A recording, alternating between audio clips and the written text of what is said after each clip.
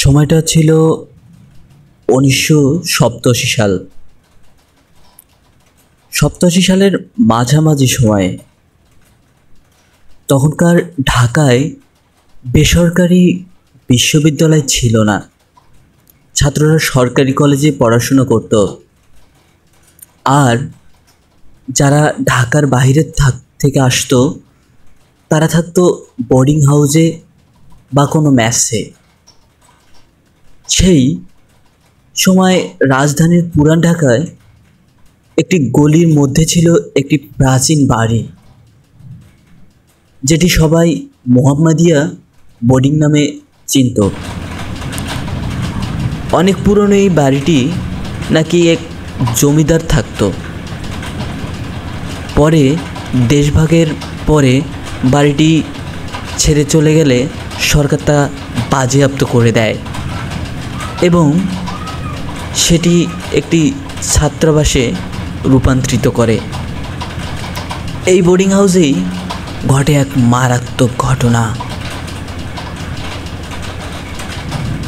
যার পর সারা ঢাকা শহর কেঁপে উঠেছিল। আজও সেই বাড়িটি বন্ধ অবস্থায় পড়ে আছে, আর আশপাশের মানুষ রাতে সেই রাস্তা দিয়ে হেঁটে যেতে ভয় পায়। এই ঘটনার সাক্ষী ছিলেন একজন প্রত্যক্ষ সাংবাদিক ফারুক হোসেন। তিনি সেই সময় ছিলেন বোর্ডিংয়ের একজন ছাত্র। এই ঘটনাটি তার সাথে ঘটে যাওয়া একটি বাস্তব সত্য ঘটনা। সে আমাকে যেভাবে পাঠিয়েছে আমি আপনাকে সেইভাবেই পড়ে শোনানোর চেষ্টা করছি। আশা করি আপনাদের ভালো লাগবে। আমি তখন ঢাকা কলেজের ২য় বর্ষের ছাত্র। বাড়ি ছিল রাজশাহীতে।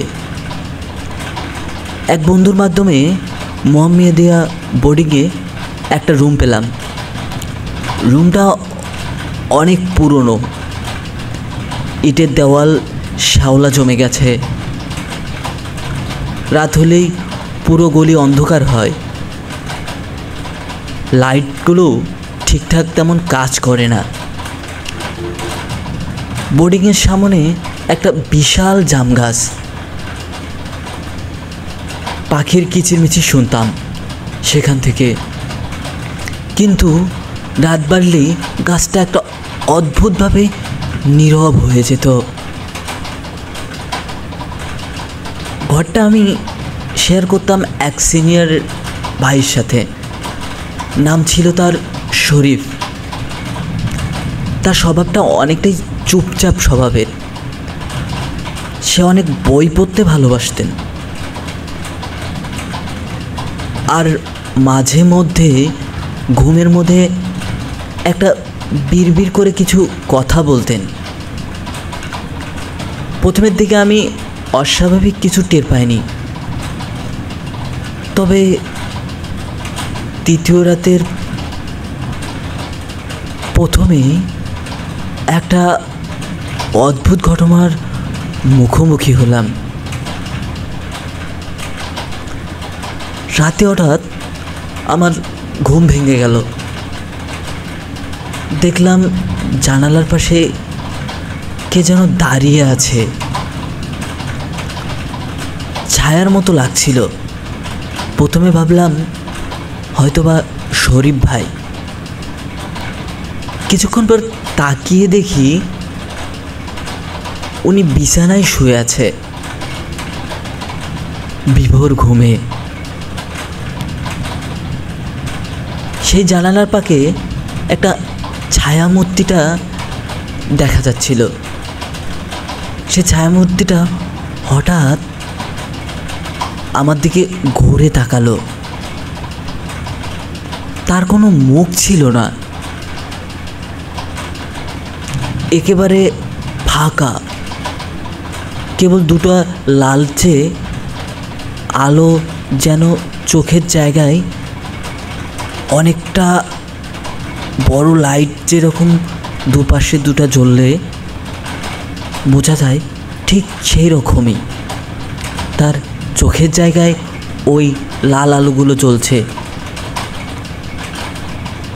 গাড়ির যেমন লাইট বন্ধ করে যখন চালায় শুধু হেডলাইটের লাল আলোগুলো জ্বলে রাখে, সেম ওই রকমই একটা আলো জ্বলছে, অন্ধকার, আর মাঝে মাঝে ওই আলোটা বোঝা যাচ্ছে। আমি অনেকটা ভয় পেয়ে গেলাম। গলা দেওয়ার শব্দ বের হচ্ছিল না। চোখ বন্ধ করে রইলাম অনেকক্ষণ ধরে। তারপর কখন যেন ঘুম ধরেছে সঠিক আমি বুঝতে পারিনি। ভোর হলেই শরীফ ভাইকে বললাম। উনি আমাকে হেসে বললেন, বোর্ডিং হাউসের পুরনো খেল। আমি কিছু বুঝলাম না। তাকে বললাম, ভাইয়া আমি তো কিছু বুঝতে পারলাম না। তিনি বললেন, বাদ দাও, কিছু না। কিন্তু এরপর থেকেই প্রায় প্রতিদিন কিছু না কিছু ঘটতো।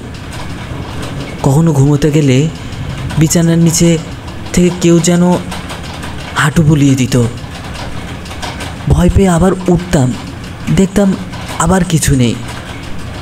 কখনো বাথরুমে কেউ কাঁদতে শুনতাম। কাছের জানালার মাঝে মাঝে লম্বা নখের আঁচড় দেখা যেত। আমি এগুলো দেখতে দেখতে যেন অভ্যস্ত হয়ে গেছি। ভয় লাগে না, তবুও মনের ভিতর একটা আতঙ্ক কাজ করে। আমাদের পাশের ঘরে থাকতো সেলিম।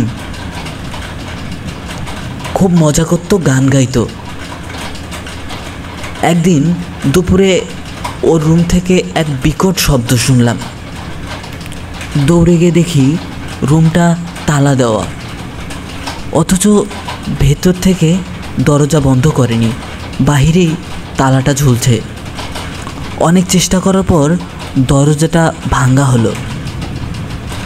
ভেতরে সেলিম নেই, অথচ ঘরের ভেতর থেকে রুমের চাবি পাওয়া গেল। খাটের নিচে ছিল এক জোড়া পায়ের ছাপ, সোজা দেওয়াল দিয়ে উপরের ছাদে উঠে গেছে। ছাদের এক কোণায় শুধু দুটো পা একসাথে যেমন লাফ দিলে 5টা আঙ্গুল দেখা যায়, ঠিক ওই রকমই দেখা যাচ্ছিল। সেলিম আর কখনো ফেরেনি। তার পরিবার এসে এখানে জিজ্ঞেস করলেও আমরা কোনো উত্তর দিতে পারিনি।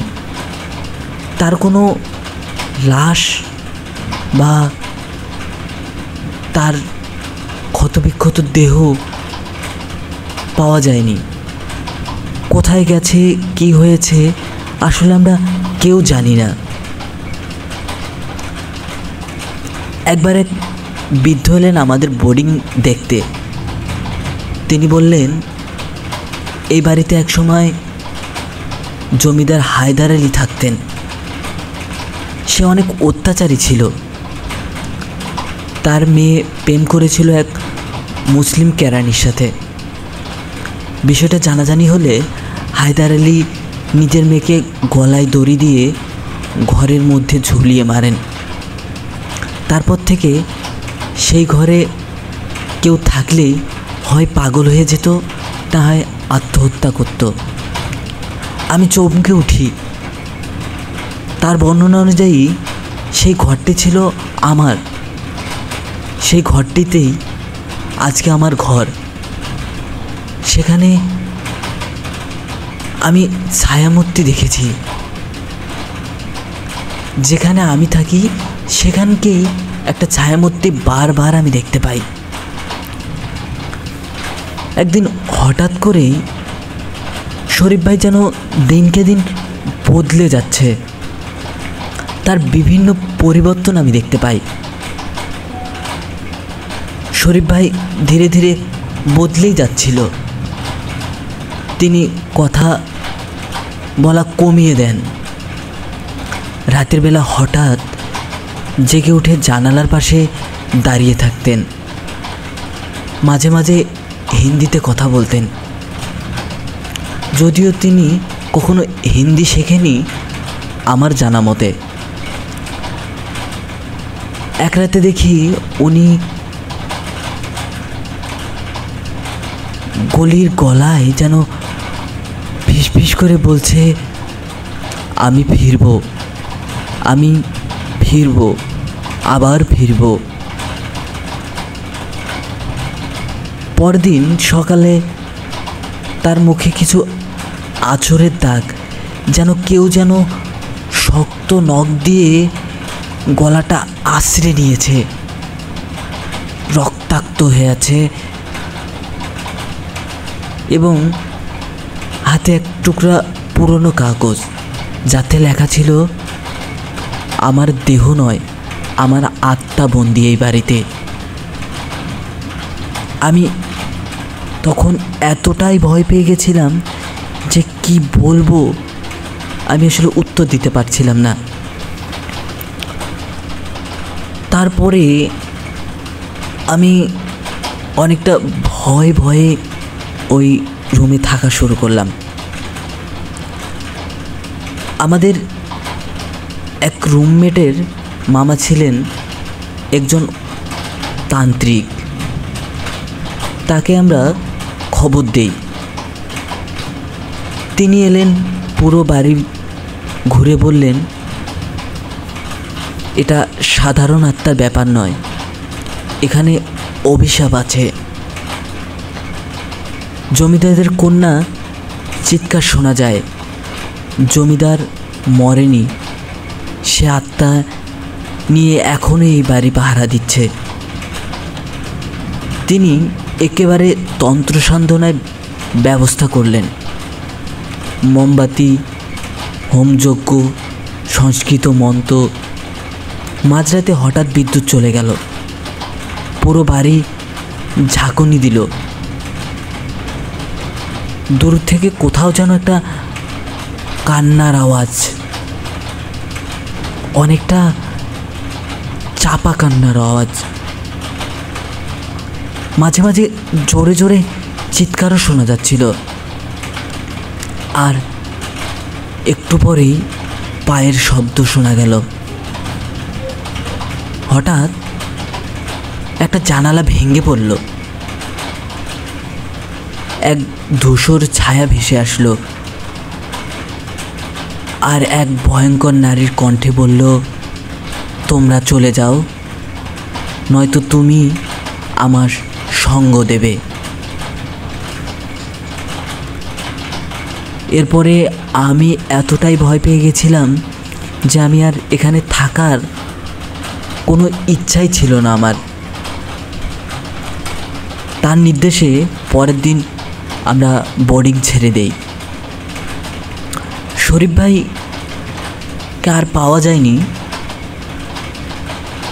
বলেছিলাম চিকিৎসার জন্য ওনার বাড়িতে পাঠানো হয়েছে, কিন্তু সত্য বলতে তিনি কোথায় গেছেন কেউ জানি না আমরা। বাড়িটা সরকার সিল করে দেয়। এরপর বহুবার সেখানে নতুন নতুন কিছু করতে গিয়েও আমরা ব্যর্থ হয়েছিলাম। এখানে অগ্নিকাণ্ড এবং শ্রমিক মৃত্যু মাঝে মাঝে হতো। যারা এই বাড়িতে থাকতে আসতো তারা হয় পাগল হয়ে যেত, না হয় একদম গলায় ফাঁস দিয়ে মারা যেত। এ ঘটনাটা আজও আমার স্মৃতিতে জ্বল করে জ্বলে। আমি বহুবার এই অভিজ্ঞতা নিয়ে লিখেছি, কিন্তু পুরোটা আজ আমার প্রথম বললাম। ওই ছায়া, ওই আত্মা, ওই কান্না কিছুই ভুলিনি। যারা আজও পুরন ঢাকার সেই নির্জন গলির সামনে দাঁড়ান, তারা মাঝে মাঝে এক মেয়ের কণ্ঠ শুনতে পান, বাবা আমি তোমাকে ক্ষমা করে নিই।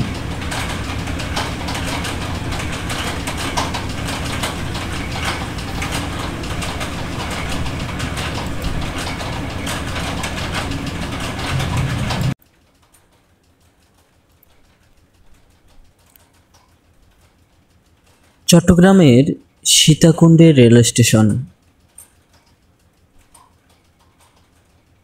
19 সালের ডিসেম্বর মাস। 1993 সালের শীতকালে চট্টগ্রামের সীতাকুণ্ড রেল স্টেশনের এক রহস্যময় ঘটনার সূত্রপাত ঘটে। এটি একজন রেলওয়ে কর্মী মোহাম্মদ কাশেম আলীর সাথে ঘটে যাওয়া একটি বাস্তব সত্য ঘটনা, যিনি সে সময়ের একজন সহকারী মাস্টার হিসেবে কাজ করতেন। তার সাথে ঘটনাটা যেভাবে ঘটেছে সে আমাকে লিখেছে, আমি সেইভাবে আপনাকে পড়ে শোনানোর চেষ্টা করছি। কাশেম সাহেব প্রতি রাতে শিফটেই ডিউটি করতেন। বেশ কয়েকদিন হয় সে কাজে জয়েন করেছিল। এক রাতে ঢাকা থেকে ছেড়ে আসা মেইন রেল স্টেশন থামলে তিনি লক্ষ্য করেন একটা সাদা শাড়ি পরা নারী শেষের কামরায় দাঁড়িয়ে আছে। প্রথমে মনে হয়েছিল তিনি কোনো যাত্রী, কিন্তু আশ্চর্যের ব্যাপার হলো সেই নারী ট্রেন ছেড়ে যাওয়ার পরেও প্ল্যাটফর্মে দাঁড়িয়ে থাকেন, অথচ আর কেউ ছিল না সেখানে। তিনি এগিয়ে গিয়ে নারীটিকে ধীরে ধীরে আশ্চর্য হয়ে যায়, চোখের সামনে হাওয়ায় মিলিয়ে গেল অন্ধকারে। কাশেম সাহেব ভয় পেয়ে পিছনে আসেন। পরদিন তিনি সহকর্মীকে এই ঘটনাটা জিজ্ঞেস করলে তারা হাসাহাসি করেন। তবে এক বৃদ্ধ কুলি বলেন, এই মেয়েটি আগেও কয়েকবার দেখা গেছে। শোনা গেছে 1971 সালের ট্রেনের নিচে চাপা দিয়ে আত্মহত্যা করেছিল এই মেয়েটি। মেয়েটি ছিল একটা মুক্তিযোদ্ধার স্ত্রী, যার স্বামী যুদ্ধ করে আর ফেরেনি। ঘটনার কিছুদিন পর এই রকম আরও 2 রেলকর্মী প্রত্যক্ষভাবে রাতের শিফটে দেখতে পান একটা সাদা নারী প্ল্যাটফর্মে হেঁটে বেড়াচ্ছে, কিন্তু তার পায়ের শব্দ হয় না। এরপরেও রাতের শিফটে স্টেশনের চত্বরে একটা পরিত্যক্ত অবস্থায় পড়ে আছে, সেখানেই সে দাঁড়িয়ে আছে। স্টেশনের কর্মকর্তা ও কর্মচারী দায়িত্ব নিয়েছিল ঠিকই, কিন্তু কেউ একা থাকতেন না, মাঝে মাঝে ওখানে কেউ না কেউ যেত। এই ঘটনার পর থেকে এলাকাবাসী বিশ্বাস করতে শুরু করে ওই আত্মা এখনো অপেক্ষা থাকে। মাঝে মাঝে রেলের হুইসেলের শব্দে কেউ কেউ কান্নার আওয়াজ, কেউ কেউ ফিসফিস শব্দ শুনতে পায়। এরকম ঘটনা অনেক দিন ধরেই ঘটতে থাকে। আসলে বলাটা মুশকিল যে এই ঘটনাটা ঘটছে কিভাবে। কাশিম এই বিষয়টা নিজে থেকে অনেকভাবে জানার চেষ্টা করলো। একদিন সে যখন রেল স্টেশনের রেল থামলো, তারপর সে কিছুক্ষণ পরেই সেই কামরাতে আবার সেই অদৃশ্য আত্মাকে দেখতে পায়। সে ধীরে ধীরে ওখানে যায়। এবার ভয় নয়, মনে অনেকটা সাহস নিয়ে গিয়েছিল সে সেখানে। তারপরেও আবার সেই আত্মাটার সেই অদৃশ্য ছায়াটা কোথায় যেন মিলিয়ে গেল। কি ঘটছে না ঘটছে আসলে কিছুই বোঝা যাচ্ছে না। কাশেম পরের দিন আবার এই ঘটনার পুনরাবৃত্তি হয়। এভাবে টানা কয়েকদিন হওয়ার পর কাশেম একজন হুজুরকে ডেকে আনে।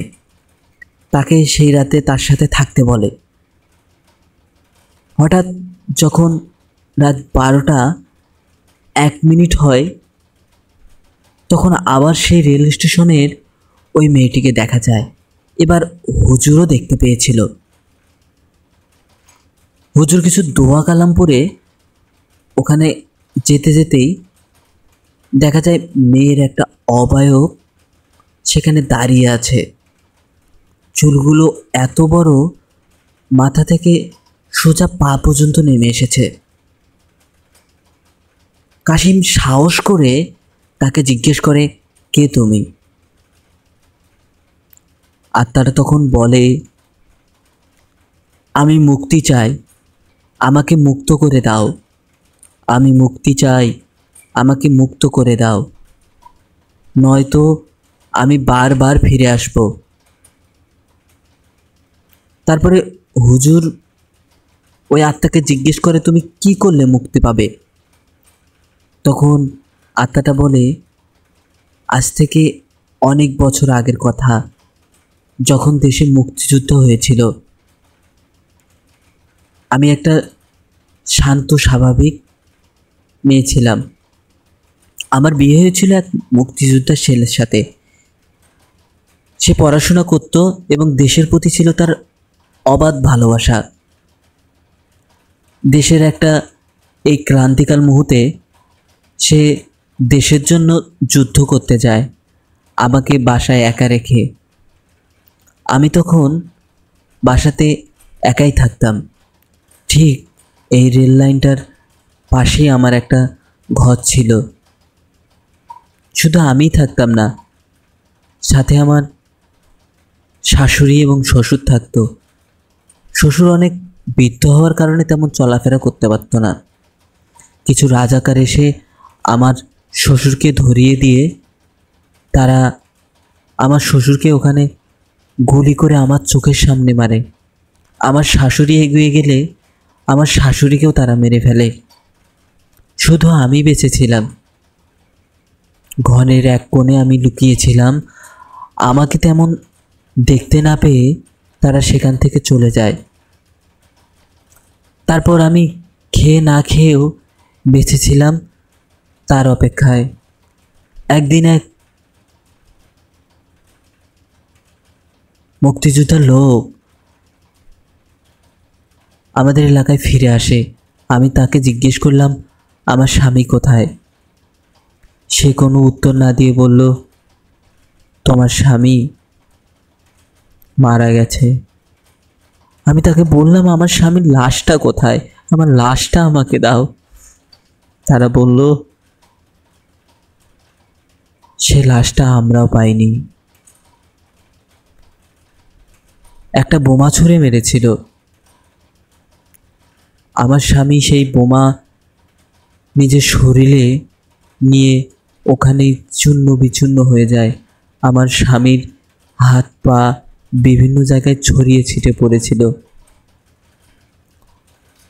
তারপরে আমরা সেই লাশটা নিতে পারিনি। আমরা আমাদের মতো করে চলে এসেছি। আমি তখন এতটাই একটা খারাপ অবস্থায় ছিলাম, আমি বাঁচবো না মারা যাব সেটাও বুঝতে পারছিলাম না। হাঁটতে হাঁটতে আমি এই রেল স্টেশনের কাছে আসি। তারপর রেল আসে, আমি রেলের একটা কামরায় উঠে পড়ি। সেখানে কিছু মিলিটারি আমাকে দেখতে পায়। তারা আমাকে একদম অনেক খারাপভাবে নির্যাতন করে। আমি মরতে চাইনি, তারা আমাকে বাঁচতেও দেয়নি। তারা আমাকে শেয়ালের মতো, শকুনের মতো ছিঁড়ে ছিঁড়ে খেয়েছিল সেই সময়। তারপরেও আমি বাঁচতে চেয়েছিলাম, কিন্তু ওই পাষাণ্ডরা আমাকে রেলের এই কামরায় এক ধাক্কায় নিচে ফেলে দেয়। আমার আত্মা তখন বের হয়ে আসে। আমি দেখি আমার হাত পা মুখ সব কাটা পড়ে গেছে। রেল লাইনের মাঝখানে আমার বডিটা দুভাগে বিভক্ত হয়েছে। তখন থেকেই আমি এই রেল লাইনেই থাকি। আমার মৃত্যুর পরে আমাকে কবরও দেওয়া হয়নি। আমার শরীরের মাংসগুলো খেয়েছিল কুকুর, শেয়াল। আমি আসলে মুক্তি চাই, আমাকে মুক্ত করে দাও। আমি একটু বাঁচতে চাই, আমাকে বাঁচার সুযোগ করে দাও। আমি আর এইভাবে থাকতে পারছি না। তখন হুজুরগো ব্যক্তিটা ওই আত্মার কিছু কঙ্কালের অংশবিশেষ খুঁজতে থাকে ওখানে, কিন্তু কিছুই পায়নি তারা। অনেক খোঁজাখুঁজির পরে ওখানকার একটা ঝোপ থেকে একটা আংটি পাওয়া যায়। তারপর সে কিছু দোয়া দৌলত পরে আল্লাহর কাছে ফরিয়াদ জানায় যাতে করে এই আত্মাটার মুক্তি মেলে। তারপর কিছুক্ষণ পরে একটা বিকট গোংড়ানো শব্দ আর একটা কট্ট হাসিতে সব কিছু যেন একদম ওলটপালট করে দিচ্ছিল। ওলটপালট করে এমনভাবে দিচ্ছিল যে আসলে বলাই ভার। তারপর ধীরে ধীরে সব আওয়াজ আস্তে আস্তে থেমে যায়। তারপর থেকে ওখানে যখন সে ডিউটি করতে আসতো, কাশিম আর কিছু দেখতো না। এরপরেও কোনোদিন কোনো কিছু দেখা যায়নি। তবে একদিন কাশিম স্বপ্নে দেখে সে অনেক বড় একটা ভালো কাজ করেছে। সে দেখে ওই মেয়েটা দূর থেকে হাসছে আর বলছে, তোমাকে অনেকভাবেই ধন্যবাদ আমাকে মুক্তি দেওয়ার জন্য। আপনার জন্যই আজকে আমি মুক্ত হলাম।